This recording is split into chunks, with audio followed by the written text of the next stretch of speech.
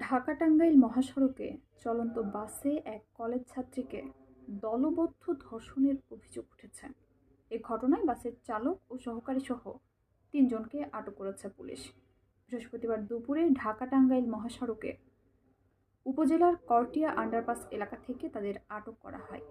বিষয়টি নিশ্চিত করেছেন এলাঙ্গা হাইওয়ে থানার ওসি মোহাম্মদ শরীফ।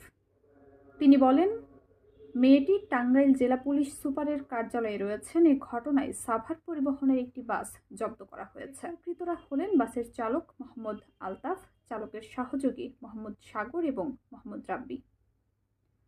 ওসি জানান, বুধবার রাত 11:30টার দিকে রাজধানীর একটি কলেজের ছাত্রী ঢাকার রেডিও কলোনি থেকে আশুলিয়ায় যাওয়ার উদ্দেশ্যে সাভার পরিবহনের একটি বাসে ওঠেন। বৃহস্পতিবার দুপুরে ঢাকা-টাঙ্গাইল মহাসড়কের ঢাকাগামী পথে করটিয়া আন্ডারপাস এলাকায় বাসটি দাঁড়িয়ে থাকতে দেখে সন্দেহ হয়। এ সময় চালককে জিজ্ঞাসাবাদের এক পর্যায়ে বাসটি তল্লাশি করে ওই মেয়েকে পাওয়া যায়। পরে মেয়েটির অভিযোগের ভিত্তিতে বাস চালক ও তার 2 সহকারীকে আটক করা হয় বলে জানান তিনি।